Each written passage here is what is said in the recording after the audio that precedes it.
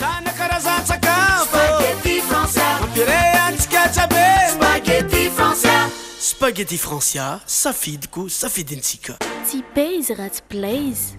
Préservatif lubrifié en latex pour hommes. Blaise, manolotra anao, le JT. Dynamique, ne t'arrête jamais. Dynamique, de l'énergie à boire, vous présente le JT. Sardine trésor. Manomboka ny le JT miaraka amin'ny sardine trésor. Amin'ilay tiako be.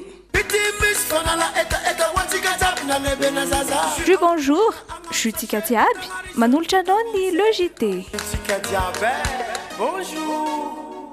Assurance AVA tsy nizovidiny zao no avy ny fianakavianao. Aro, miaina sy miary, mandry ivon'ny vato.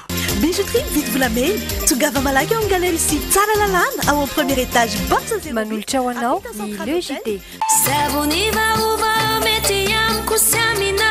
Soyez douce et parfumée avec Sahara en regardant le JT. Telma, safidiko numéro 1 malagasy manolotra ho anao.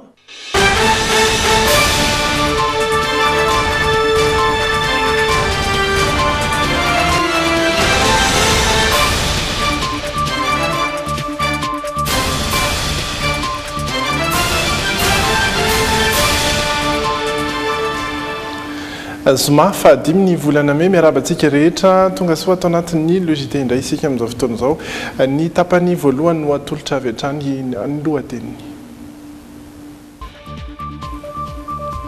Namaly ny taratasy izay nalefa ny sendikany mpitsara tany amin'ny filoham-pirenena Androany nambarany fa efa betsaka ny voalazany manoloana ireny fitakiana sendikaly ireny. Niampy enarivo sy telo ala ariary manomboka izao ny fanampiana omen'ny fanjakana ho an'ny mpitatitra manaradalàna anton'izany mba hitanana ny sarandalana ho efajato ariary hatrany. Manoloana ny fiakaran'ny vidim-piaina amin'izao fotoana dia nametraka tanjona ny hitazonana ny tany fiakarana ho 700 ny banky foiben'i Madagasikara, politika izay apetraka manomboka amin'ny herinandro ambony. Fa miezaka mitady izay ho fampandrosoana ny firenena amin'ny alalandreo ariana kibon'ny tany ny ministera tafiditra ao anatin'izany ny fanitsiana n'ireo tetika sy izay hita fa diso teo aloha miaraka amin'ny fandrafetana sy famoahana ny code minier. Fifaliana hatrany no iarahana aminao ato anatin'izao le JT izao manasanao tsy saraka aminay hatramin'ny fiafarana izany. Ny tapany faharoa ny androany dia iarahana amin'ny tsara fara ny ariresantsika ihany koa ny tosika tapany voalohany kosa iarahanay sy rindra tahiry ao anatin'ireo vaovao samihafa.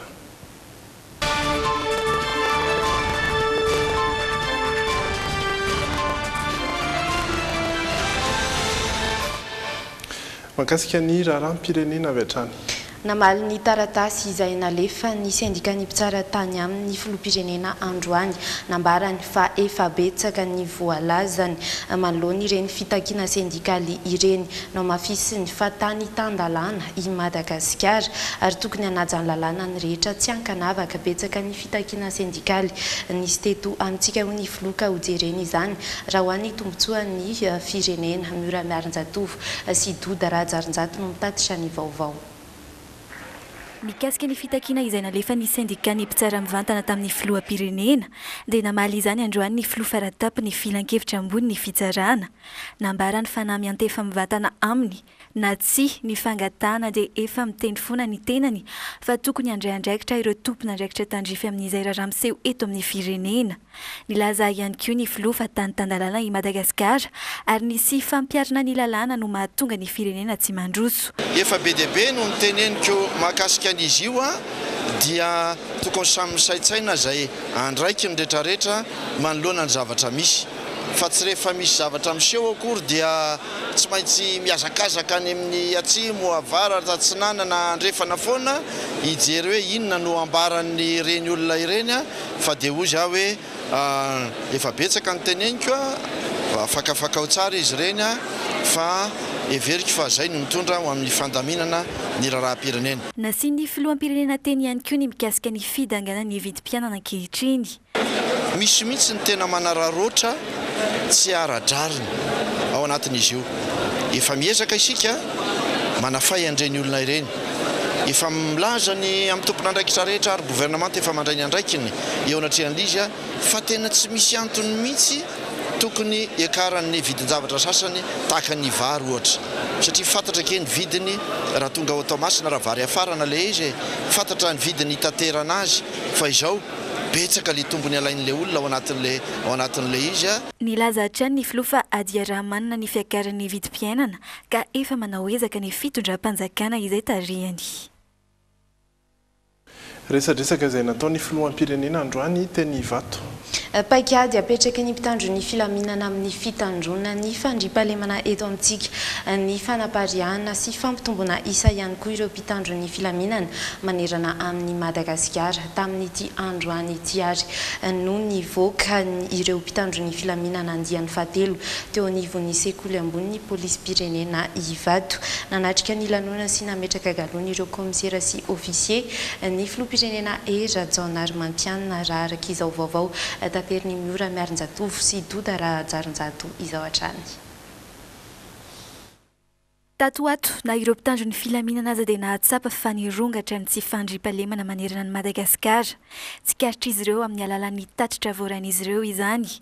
Isan'ny olana tsy ahatanterahan'ny mpitandro ny filaminana antsakany sy andavany ny asany mony tsy fahampin'ny fitaovana eo am-pelatanany raha nambarany ity tompona raikitra ambony eo anivon'ny polisy pirenena ity. Na eo ary ny tsy fahampy fitaovana tsy atao ampiemotra na nosbotanana n'izay olona mangataka ny fanampiana fa ny fepetrany raisinay dia tsotra ny fitandrona ny filaminana dia tsy andraikitra ny mpitandro filaminana fa ilaina ihany koa ny fanampiana ny fanomezana aloha ranom-bavao eny anivon'ny vahoaka indrindrindrina amin'ny fampitana an'izy ireny aingana dia aingana mba hatrarana n'ireo mpanao ratsy.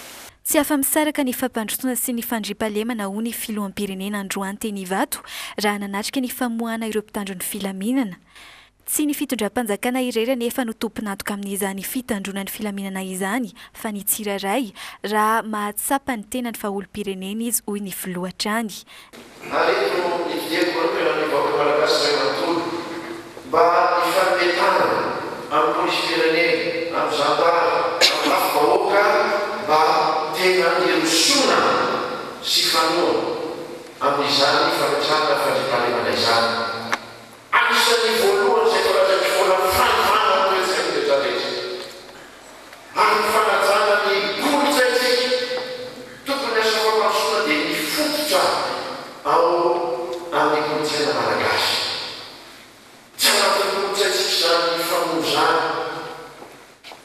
tsy ao anatin'ny kolotsaintsika izany manao fitsarana-bahoaka izany. Nefa izany mety itsika amin'izao fotoana izao. Ny fahavantsika raha tena marina dia ao amin'izay Israely. Isan'ny paikady apetraky ny fitondram-panjakana amin'izao fotoana izao hiadina amin'ny tsy fandriampahalemana ny fanapariahana sy fampitomboana isa ireo mpitandro ny filaminana. Nivoaka androany ary ireo andiany fanilo niofana tetỳ amin'ny sekoly ambony polisy pirenena Ivato. Nahatratra 27 izy ireo, ny 20 commissaire de police ary ny 20 ambiny officier. Izy ireo izay hiparitaka eran'ny faritra raha ny fanazavana hatrany. Mitohatra ny vaovao afaka fotoana fohy iresaka ny vaovao mahakasika ny fitaterana isika misy ihany koa ny mahakasika ny harenan-kibony tany aorian'ireo dokam-barotra ireto. Mitohy anatin'ireo vaovao anatin'ny tapany voalohany logité hatrany isika amin'ny lafin'ny fitanterana dia ny ampy ny fanampiana omeny fanjakana n'ireo mpitatitra. Ny ampy enarivo sy telo ala ariary manomboka izao ny fanampiana omeny fanjakana ho an'ireo mpitatitra izay manara-dalàna. Anton'izany raha nambaran'ny tompon'andraikitra izay nitafa tamin'ny Pierre Dina Razafindramanana sy Kasambola-Manana ny mba ahafana mitazona hatrany ny saran-dalana ho 700 ariary. Noho ny fiakaran'ny viditsolika andro vitsy izay dia nampiakarina ihany koa ny fanampiana nomena ireo mpitatitra. Raha toka 4 sy 3 hetsy ariary izany teo aloha dia lasa 4,9 sy 3 hetsy ariary. Mpitatitra manodidina ny 4,000 kosa no hisitraka izany. Fomba fikajiana an'ilay compensation dia misy ilay atao hoe prix de référence izay 700 sy 700 sy 2,000 ariary. Amin'izao fotoana izao ny viditsolika dia 300 sy 3 ny gazoal. Reo zany a ny elanelam-bidiny io dia manome 700 ariary. Ampitombona 30 litra, ampitombona 30 andro dia manome 396 000 ariary. Misy ny fepetra-takiana amin'ireo mpitatitra ahafahan'izy ireo mahazo ny fanampiana raha nambarany eo anivo ny Antokon-drarà misahana ny fitaterana an-tanety. Ao anatin'izay fepetra izay ohatra ny fitanana ny sarandalana ho 400 ariary hatrany na eo aza ny fiakaran'ny viditsolika. Io fa anatin'ny coopérative anankiray misy mampiasa 500, misy mampiatra 400. Ny fepetra ngamba samy mandray fepetra mifanandrify azy na zahay aty amin'ny fandaminana ny fitaterana tanentina ny mpanjifa satria fantany eny ny hoe ty manao coopérative anankiray trandraka zotra anankiray amina itinéraire anankiray misy manao 400 ary misy manao 500 ary efa fantatry ny aty amin'ny ATP daholo dia tsy mahazo compensation reny olona reny. Amin'ny tarata izao vao fantatra ny fanapahan-kevitry ny eo anivon'ny UCTU raha mikasika ny sarandalana arakaraka ny nambaran'izy ireo. Mbola mijanona ho 400 ariary ihany izany hatreto na dia niakatra aza ny viditsolika. Mifandraika amin'izay vidim-piainana izay indrindra. Manoloana indrindra ary ny fiakaran'ny vidim-piainana amin'izao fotoana izao dia nametraka tanjona ny hitazonana ny tany fiakarana ho 7 isan-jato ny banky foiben'ny Madagasikara politika izay apetraka manomboka amin'ny herinandro ambony. Ankoatr'izay ihany koa dia ataon'izy ireo ho fanampy ny ampiakarana ny tolotra amin'ny ankabendy nanao tatitra androany ny banky foiben'ny Madagasikara ary nanatrika izay indrindra Rina Andriamalala sy Stéphane Rakotomalala. Tao anatin'ny 3 volana voalohan'ny taona 2017 tsapa fiakaran'ny vidim-piainana tamin'ny ankapobeny teto Madagasikara raha 9,9 isan-jato izany tamin'ny volana Desambra 2017 tafiakatra 7,3 isan-jato izany tamin'ny volana Febroary hatramin'ny volana Martsa tafiakatra 4,2 isan-jato izany. Apetraka ny banky foiben'ny Madagasikara ho tanjona tamin'ity enim-bolana ity ny ampidinina ny tany vidim-piainana ho 7 isan-jato. Tao anatin'izany fotoana izany ihany koa ny totongana hatramin'ny 9,10 isan-jato ny lanjan'ny vola malagasy. Ka raha ohatra jerentsika ny glissement ny masse monétaire ohatra tamin'ny taona tamin'ny 3 volana farany iny dia 9,10 isan-jato. Hitanareo amin'izany fa efa manomboka 3 volana sesa zay nisy izay fiakaran'ny vidim-piainana zay osa ny taux d'inflation mihitsy zany Anisan'ny nampiakatra ny vidim-piainana fiakaran'ny tinady mihoatra ny tolotra eo ihany koa fiakaran'ny fikirakirana ny vola eto amin'ny tsena anatiny. Noho izany misy ny paikady sy ny fomba fiasa petraka hamerenana izany. Samy manana ny andraikiny zany ao anatin'ny fifehezana io fiakaran'ny vidiny entana io. Ao moa zany andraikitra ny banky foibe na zavaka anareo tsara izy teo mikasika ny kirakiram-bola no tena ezaka atao. Fa eo koa zany ny ampahany ary amin'ny tolotra. Satria raha ohatra ka tsy ampy le tolotra na inona mihoatra amin'le tinady zany dia isy koa zany pression amin'ny fiakaran'ny vidin'ny entana. Ho tanterahana manomboka amin'ny herinandro io ny politika vaovaon'ny banky foibe, politika izay miompana fitadiavana ny fahamarina toerana ny fari-piainan'ny malagasy. Ankoatr'izay, efa manana tahambony isika malagasy amin'ny resaka fampiasam-bola amin'ny vokatra vahiny. Fa ao anatin'ny vaovao mahakasika an'izay vola izay hatrany. Manoloana ny faratiany lalam-pirenena fahadimy dia nitondra vola mitentina 420 tapitrisa dolara anampina ny fanamboarana izany ny Fonds saoudien pour le développement natao androany ny fanaovantsony findramam-bola ho an'ny gouvernementa malagasy avy amin'ny saoudiana. Nitatitra izay vaovao izay ary Pierdina Razafindramana sy Kasa Mbolamana. Isan'ny mitarika olana eo amin'ny tanàna iray ny faratsian'ny foto-dravitra sasamihafa. Ny faratsian'ny lalana izao ohatra mahatonga ny fiakaran'ny sarandalana toy ny eny amin'ny lalam-pirenena fahadimy. Lalana mampitohy ny Sonerany Vongo amin'ny Vaibe izay mirefy 5,79 kilometatra. Ohatra zao hoe fa manina iny ny raisiny satria raha jerevana zany niveau de désenclavement sy ny partage modal amin'ny zone iny somary latsakatsaka ihany. Izay anisany paramètre anankiray natonga zay hoe nanao choix hoe nanamboarana ny lalana section io satria itsika zany zao fotoana zao efa presque bitumé daholo hatreo soneranybongo dia itoizy atsika na anatin'ny vilany fitondram-panjakana toizana makany mba azotsehatra lisy hitondra voka-tsoa amin'ny fampivoarana ny fiainam-bahoaka amin'ny faritriny ny fanarenana ny lalam-pirenena fahadimy raha nambarany ny ministry ny vola satria afaka mifanerasera amin'ny faritra hafa izy ireo. Mitentina 3,25 tapitrisa dolara ny vola ampiasaina amin'ny io tetikasa io. Ary afahana indrindra mampivezivezy araka ny tokony ho izy ny vokatra. Fantatritsika moa fa rehefa misy zay fivezivezeny vokatra sy ny olona zay dia miteraka fampandrosoana zany. Ary anisan'izany ohatra araka ny ataoko teo mifanatsarana fari-piainan'ny olona satria mety hiteraka ihany koa izy tsy hoe mety hiteraka fa hiteraka mihitsy ny fidinany ny le nataoko teo hoe routine cost zany hoe ny fiainany ny sarandalana zany mazava ho azy sy fiainany ny fandaniana maro samihafa tsy maintsy atao. Vinavinaina tomboka amin'ny faran'ny taona na voalohany taona 2024 ny fanamboarana ny lalana. 30 taona kosa no amerenana ny vola 14 tapitrisa dolara avy amin'ireo saodianina. Miezaka mitady ny fampandrosoana amin'ny alalan'ireo ankina arenan-kibon'ny tany kosa ny ministra Pia. Tafiditra ao anatin'izany indrindra ny fanitsiana n'ireo tetikasa izay hita fa diso teo aloha miaraka amin'ny fandrafetana sy ny famoahana ihany koa ny code minier raha araka ny fanazavany misitry ny arena ankibon'ny tany eto Madagasikara Zafla Yongva niaraka tamin'ny andro alaina Andriamasy misy Razafinjatovo. Tokony ho ainga hampandrosoana ny firenena iray ny arena ankibon'ny tany ao aminy. Tsy tokony ho tsintsinoavana na ilikiliky izany raha nambara ministry ny arena ankibon'ny tany malagasy androany tamin'ny tafatafa ny fanaovany tampanao gazety. Tsy tokony handeha koa nefa ity ainga avao ny fampandrosoana ity fa hiara-dalana amin'ireo sehatra hafa ho an'ny fampiroboroboana ny toe-karena malagasy toy ny ataon'ireo firendehibe maro. Paikady vaovao atolotry ministère ny ankibon'ny tany ao anatin'ny code minier ireo. Zay moa nolazaiko hoe raha ohatra ka formalisena fotsiny raha misy 500 000 € par heure dia samy amin'ny sehatra dalana dolo. Nefa tsisy vola miditra amin'ny firenena. Zay vintanjona ary zay na faussé les conceptions taloha hoe amdirina misehatra dalana. Lazaiko hoe raha misy olona manana permis anankiray dalana za satria manana permis nandoa frais d'administration za nandoa 2 millions za amin'ny ristourne.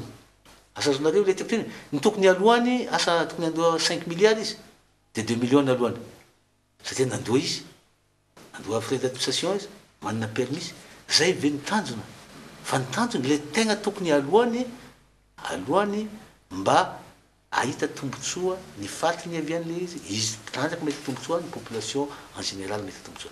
Etsy ankilany dia nodisoany ministra Zafla Ingva ny fandarana asa izay natolony ihany teo aloha fony izy mbola tale jeneral'ny ministère ny arenan-kibon'ny tany dia ny fiezahana ampanara-dalàna ireo mpitrandraka ireo arenan-kibon'ny tanyntsika toy ny volamena ohatra. Ny vinavinaina tamin'ny voalohany izy io rehefa jerena ty afara ngamba mahatako hoe goavina aloha tamin'ny fampandrosoana ny firenena ty zavatra ty io moa nolazaiko teo tamin'ny teriko tamin'ny voalohany io Australia azo atao modèle tsara satria afaka miaraka tsara ny mine sy ny tourisme sy ny fiompina fa satria mantsy misy manontany amintsika eto inona ny tiantsika atao tourisme sa mine sa fiompina tsy azo tsotsolona sara am'izay ataontsika tourisme izy afaka 5 taona ataontsika hoe na 10 taona toeran-kafa indray ny tian'olona aleha dia lasa tsy mety tsolo tourisme atsika eto eo atsika nefa mine zavatra industrie lourde afaka 10 taona farany malaky matafatsangana mine anankiray dia atarikeo ny tena tsara zany afaka miaraka izy eo zay na voantsika taloha niaina tamin'ny lavany fotsiny sy ny kafe dia rafa midiny vidin'ny lavany sy kafe dia eo atsika ka tsy azo atao hoe bolina na tourisme nasa zao ka io zany mbola misy jerena hitatsika amin'ny gazety reny mbola maromaro mbola misy hevitra tsy mitovy tsara amin'ilay izy ka raha mbola tsy mitovy tsy ny tanjona tsy hamoaka le code minier fotsiny fa io fitaovana fotsiny code minier ka raha sanatika le olona ampialina azy le olona voalohany voakasika amin'ilay izy mbola mara tsy atao forcing io tsy atao forcing. Notseva ministra raha teo ny fandikan-dalàna nataon'ireo efa nahazo alalana ny trandraka toy ny orinasa Gondwana Games izay efa nandraisana fipetra ho amin'ny fampetona ny asany mandra-panitsiana ny adosona vitany. Fantatra ihany koa fa isy orinasa australiana lehibe ho avy trandraka arenan-kibon'ny tany eto amintsika. Vaovao lehibe nandritra ny fanaovan'ny ambassadeur ny Australie Suzanne Cole velomany ministry ny arena kibontan malagasy zaflaingva androany atoandro. Fifandraisantsika amin'ny any ivelany hatrany dia 9 taona nisiny ny fiaramiasan'ny Madagasikara sy ny vondrona Europeanina. Mbola mitohy hatrany ary mbola mampanantena fanampiny izy ireo hatramin'izao fotoana izao. Ireo sehatra miompana amin'ny fampandrosoana ary no tena imasoana raha ny fanazavana. Tanjona izy ireo ihany kosa nisy ny fitoniana maharitra eo amin'ireo firenena izay iasan'ny fanampanazavana. Avec 3 secteurs de concentration. Sehatra telo no iasana eto Madagasikara dia ny fampandrosoana ny tontolo ambanivohitra, ny fanamboarana foto-drafitrasa ary ny fametrahana fanjakana tsara tantana. Tafiditra ao anatin'izany ihany koa ny fanampiana ara-bola. L'aide budgétaire. Izay tsika miampita amin'ny vaovao ivelany any Venezuela.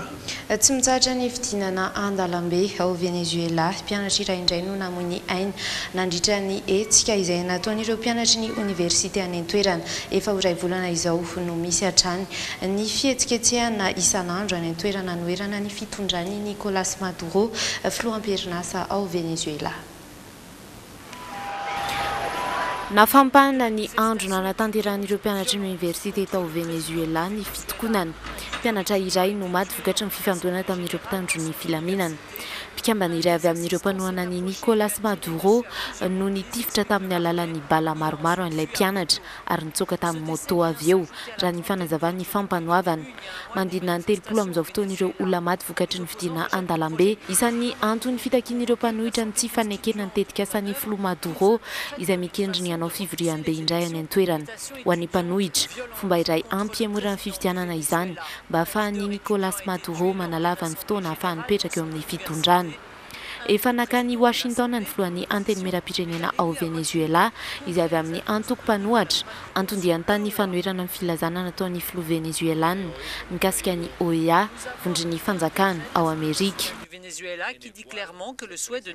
Nentina ahitany ny didim-panjakana tapaka tao amin'ny anteny meram-pirenena izay nilaza mazava fa tokony ho foana ny fanirian'i Nicolas Maduro hiala ao anatin'ny OEA ary tsy tokony hiala velively ao anatin'ny rafitra iraisan'ireo Amerikanina misolo tena izay OEA izay i Venezuela. Ary tsy dia lavitra eo ihany ao Colombie indray kosa. Piasan'ny firenena mikambana iray ao Colombie no nisy naka ankery ny hafakomaly. Mpikambana avy ao amin'ny farika no nanatanteraka izany raha ny fantatra tany amin'ny orinasa mpamokarany ity piasan'ny ONU ity no izao nisy naka ankeriny izao. Ny alarobia lasa teo taoriny fitsidian'ny filakevitry ny fandriampahalemana avy ao amin'ny firenena mikambana no nakana ankeriny any Arley Lopez teratany colombiana miasa ho an'ny firenena mikambana. Filan-kevitry izay natao anohanana ny dinika ho an'ny fomba hijerena ny fitoniny ao Colombie. Nanantena ny mpanolotsaina ambony fifandonana any an-toerana Rafael Padro fa omaly no tokony ho navotsitry Arley Lopez saingy hatramin'izao tsy mbola narenam-baovao. Tombana ny rafitra Crisis Group fa efa anjatony amin'ireo mpiady avy ao amin'ny FARC ireo mpikambana tsy mitovy hevitra amin'ny fifanarana ho amin'ny fitoniana natao niaraka tamin'ny gouvernemanta colombiana. Fifanarana izay ratsevina ihany koa dia mikendry ny fanalana ny fitaovam-piadiana eo ampelantanan'ireo FARC efa tratra ho takalo ny famontsoran-keloka azy ireo. Fepetra iray hafa no takiana ihany koa ny fialana amin'ny fambolena coca iray amin'ireo loharanom-bola voalohan'ny FARC nanomboka ny taona 420. Ezaka manokana ataon'ny gouvernemanta amin'izao fotoana miaraka amin'ny fanampin'ny ONU ny fikarohana vahaolana alohan'ireo fambolena tsy ara-dalàna ao Colombie ireo. Verina kely eto an-toerana isika eo amin'ny fanatanjahantena. Ifamtaona eny amin'ny lapan'ny fanatanjahantena eny Mahamasina rampitsolakandro ireo mpakafy sy mpiangaly ny taranja kickboxing sy ny culturisme. Hetsika iraisam-pirenena goavana araka izao hitondrany Andralena Andriamasy azy sy misy razafin-jatovo izao. Ady goavana amin'ny taranja kickboxing sy fanana lehibe eo amin'ny bodybuilding sy mainsy physique no izotrana amin'ny lapan'ny fanatanjahantena rampitsolakandro.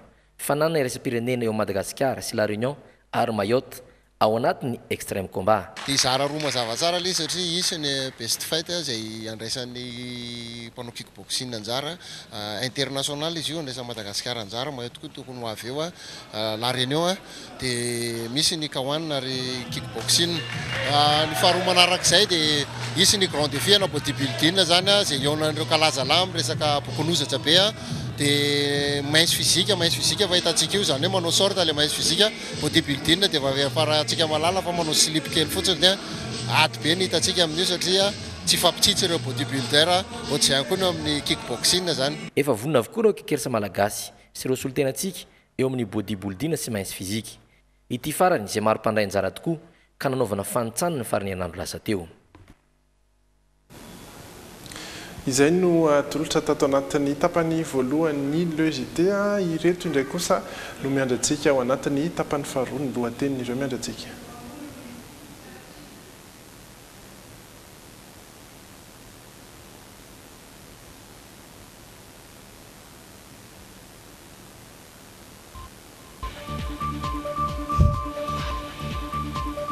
Fiainana renim-pianakaviana iray sahirana amin'ny fitediavana no arahinao ao anatin'ny tosika izay entiny Pierre-Dina Razaframanana.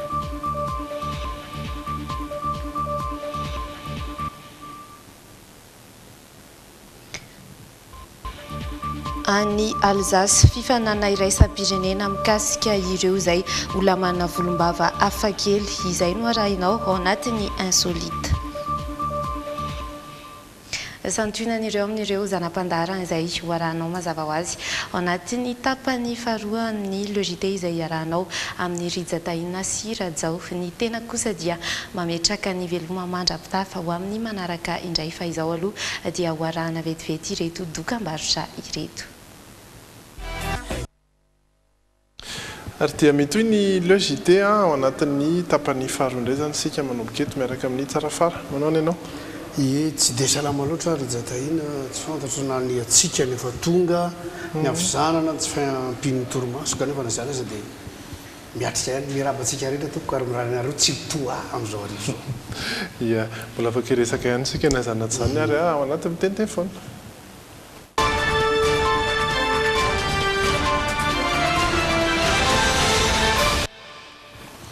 Ia telo andro alohan'ny fifidianana any France sika amin'izao fotoana izao izay fanandrinany nga Macron sy Ramatoa Marine Le Pen dia ohatra tsika malagasy rehetra na dia tsy mifidy azy dia misy amintsika mifidy hoe ianona ny tsaratsara kokoa ianona ny ratsiratsy kokoa sy ny karazana ary tsy tamin'ity ihany fa tamin'ireny andro Sarkozy Ségolène reny tamin'ireny andro ndry Hollande sy ny karazan'ireny dia mandray anjara fontsika ao anatin'ny ady hevitra hoe iza ny tsara iza ny mety ary tsy any Frantsa ihany fa hatrany États-Unis miasa mihitsy satsika le Trump ty ve no izy sa ty Clinton ty sa ty Obama ty sa Bush sy ny karazana dia izay tena zoantsika mihitsy ary mahafinaritra sa hoe manaraka vaovao ohatrany zany tsika fa ny tiana olazaina amintsika fotsiny aloha dia izao hoe na iza lany eo dia saotsika manatena fa hanova ny politikany aty amintsika na ny Amerikanina na ny Frantsay. Ny antony manko ireo olona dia zao amin'ireny firenena lehibe reny efa voafaritra dia ny meloa efa hatramin'ny ela ny antsoina hoe lahara-pahamehana sy ny tombotsoa amboniny io firenena io dia ireny no mibaiko amin'izay filoham-pirenena io dia ireny zany ny lasa lalàna dia ireny zany ny lasa fototr'ijoroana ka izay filoham-pirenena lany io dia manaraka an'ireny fa raha vao tsy manaraka an'ireny dia lasa ohatrany hoe mandika lalàna ary mariny azy satria zao tsy ianao zay hoe andalo amin'ny fitondrana efa taona na 5 taona no ndeha hanova ny tombotsoan'le firenena ray manontolo ary jereo nge Donald Trump zao landy hafa ny ambassadeur teto amintsika tamin'ny androny Obama fa mbola tsy miova angihatra amin'izao le ambassadeur ny Amerikanina ny antony dia efa mafaritra dia miloha hoe ny mpanao politika ao an-tanàna no mifandramatra dia ao an-tanàna no mifaninana fa rehefa tombotsoan'le firenena ambony any ivelany dia mitovy ohatra fotsiny zao tamin'ny androndry George Bush nandefa miaramila tany Moyen-Orient ny Amerikanina dia nihevitra ny olona any Moyen-Orient fa hoe rehefa Obama lany io satria démocrate dia ngamba no isorony le miaramila fa ngany isorony mandamindamina kely fotsiny izy zany hoe ny olona zany rehefa tombotsoan'le firenena any ivelan'le firenena dia mitambatra ary anankiray foana ny feo fa tsy mifanipaka mihitsy ny tiano tenena dia zao hoe rovintsika eto Madagasikara mba hametraka hoe ireto avy ny tolontsombon'ny firenena malagasy amin'ny lafy famikaarana ny arena kibony tany ny arena amboniny tany ny arena anaty ranomasina ataontsika ahoana ty fampianarana eto amintsika ity ataontsika ahoana ny fiarina sy ny karazana ohatran'izany dia rehefa voafaritra zay dia manatateraka an'izay zay filoham-pirenena fa problème eto amintsika moako dia zao hoe misy filoham-pirenena lany dia rehefa lany le filoham-pirenena dia ny taona voalohany izy mamantatra tsy mba misy taona faharoa izy mametraka paikady dia ny taona fahatelo izy manomboka manorina taona fahaefatra tapitra amin'ny mandat dia lasa ohatrany hoe départ zéro foana itsika menakavy ka izany akory tsy milaza amintsika hoe aza manaraka vaovao zany akory tsy milaza amintsika hoe aza manantena ninina fa ny zava-dehibe dia zao hoe fianarany ataon'ny hafa tokony mba ataontsika anatra ho antsika ihany koa voaresaka kely tao anatin'ny logité amarana ko azy tany mananaro lalana mananaranoro sy maro atsetra fa tsy diso tamin'ny andro teteza mihitsy efa nahazo vola tamin'io arabo ihany koa iny fitonana teteza mihitsy dia taty amin'ny androny na ministry ny zavaventy Ngaro Laratsiraka zay zao efa nahita engin mihitsy efa tafita tany ambadiky isony ranovongo ambadiky ny baka dia efa nisy terrassement efa vita mihitsy azy tao asa na 3 na 4 na 5 kilometatra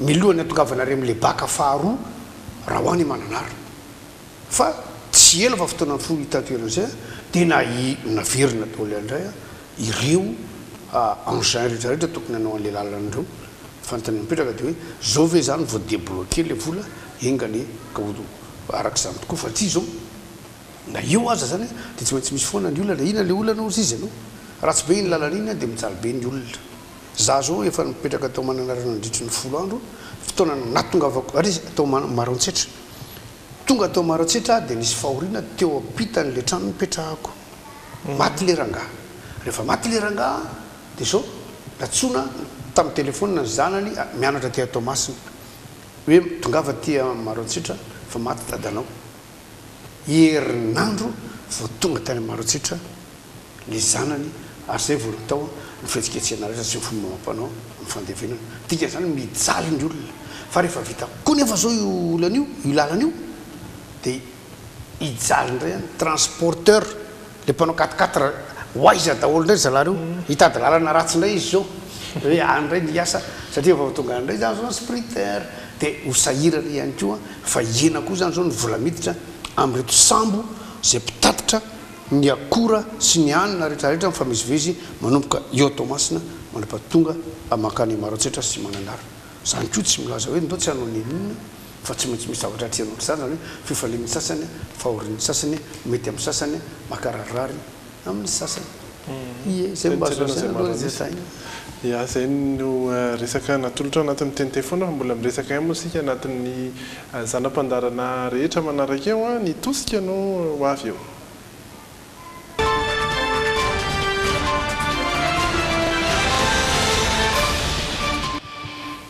eny ambodiady no hitondrany mpiaridina raha zavatra manana sizorandrea-tsalamatsika ho an'ity tosika androany ity fiainana renim-pianakaviana anankiray izay sahirana eo amin'ny lafiny fitadiavana no arahinao anatin'izay fanandadiana izay manatalenta nefa ity renim-pianakaviana ity ary izay indrindra no entiny anasanantsika anosika azy eo amin'izay fitadiavana izay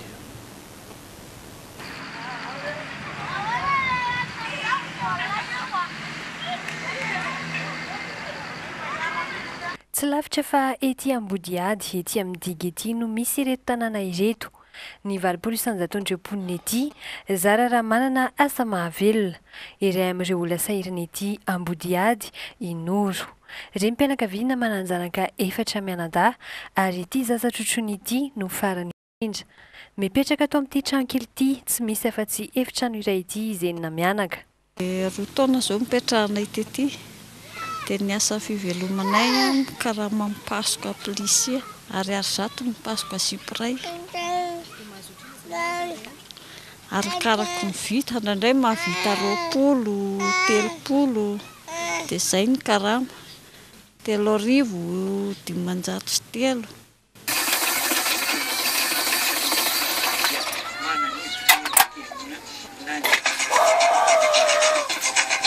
rehefa atoandro ohatr'izao a dia mipasoka plisy dia ny fomba fanaovana azy ohatry ny zao ny fomba fipasohana azy zao ataoko hitanareo izao.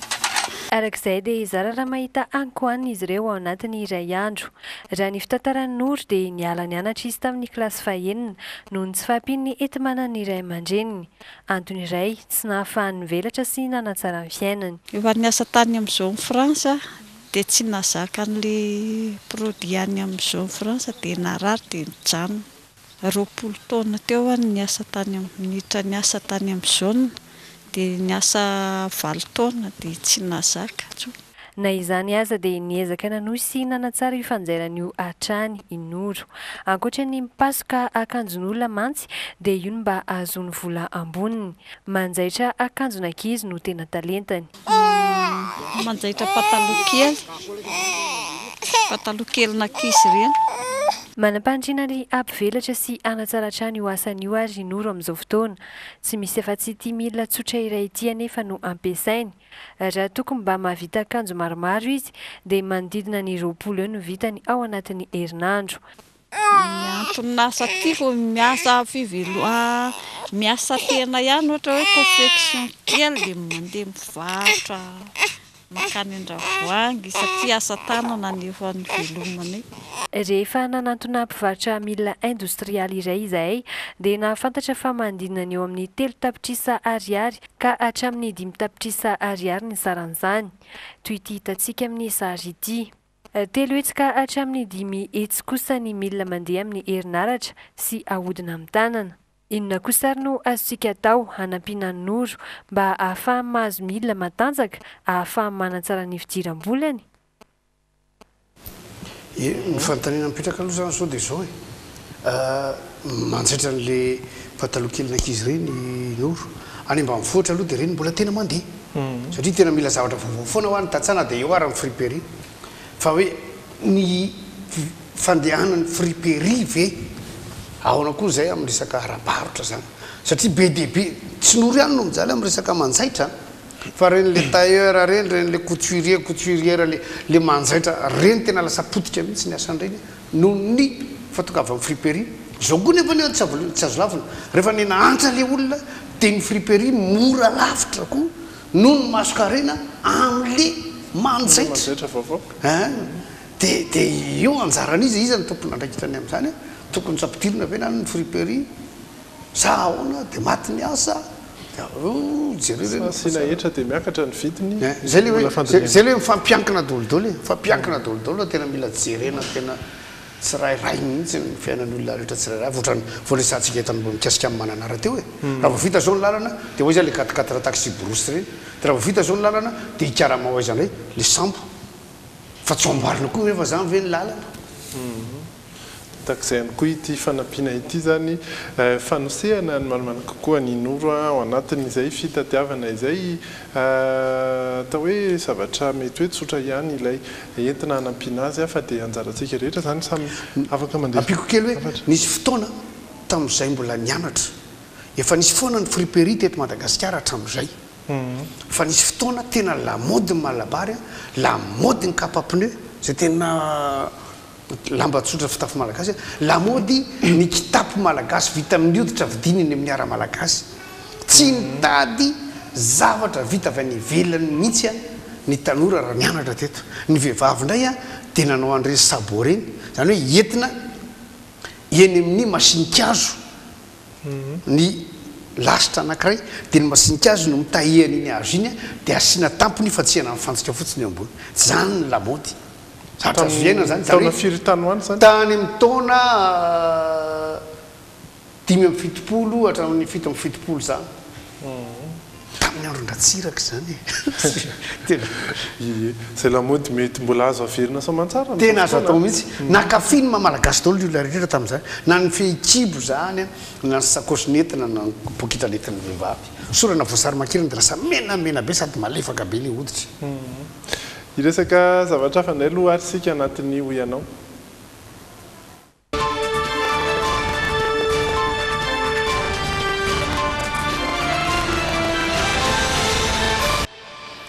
aretina anankiray no resantsika dia tsy zany fa ny asma tamin'ity herinandro ity ny faharoa ny volana meny manomana kokoa no voalaza fa andro maneran-tany ho an'izay aretina asma izay entina iadina amin'izay aretina izay asma izay tsy mbola misy aloha ny teny malagasy raha ny fahafantaranay azy ary dia izay no fantaniana nentina teny an-dalambe teny ahoana ny fahafantaranareo fa fanoratana an'izay asma izay omenantsika ihany rehefa avy eo ny fanazavana fanampiny fa ndao aloha enona hoe ahoana ny hevitrareo ohatrany ahoana fanoratra ny hoe asma raha ny fahafantaranao azy asma A S M E inona mety hoe dikan'ilay asma amin'ny teny gasy aretina tratra ASM allergie any amin'ny tratra DSDM aretina mpalalako an'izay orny hoe masepitra HASM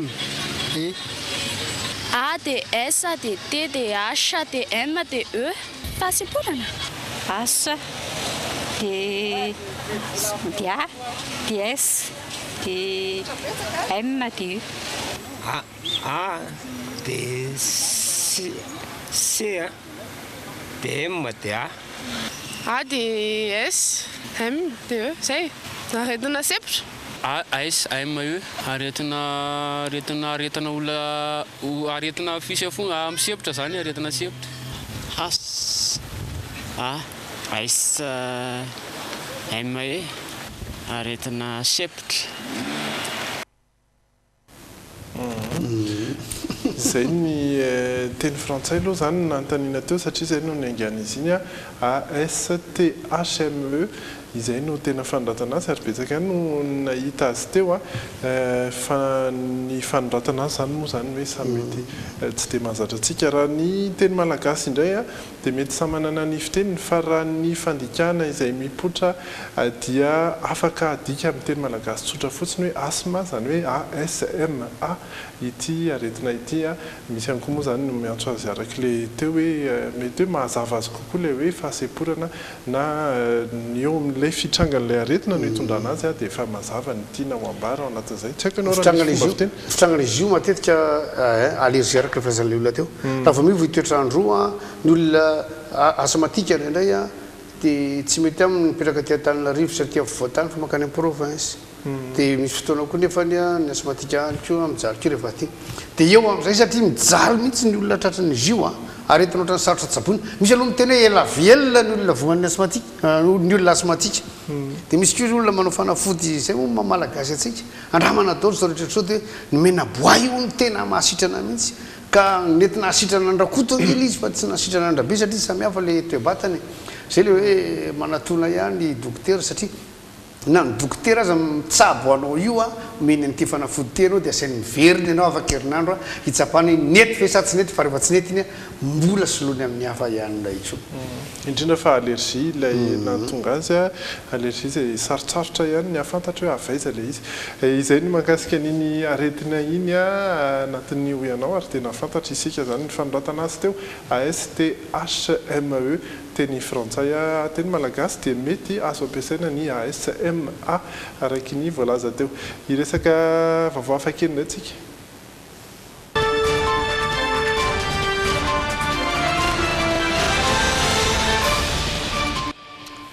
fifananana hafakely ity hoentina amintsika ity ny fanaovana volombava fifananana volombava ny manimarina kokoa ary dia betsaka mihitsy ireo lehilahy izay tena mikajikajy fatratra ny volombavanaio ary toy ny hoe vehivavy manao volo dia ny an'ireto lehilahy reto indray zany dia ny lehilahy manao volombava atao amin'ny endriny isan-karazany ary dia izay no nentina atao anatin'ity fifananan'ity jerentsika ny sary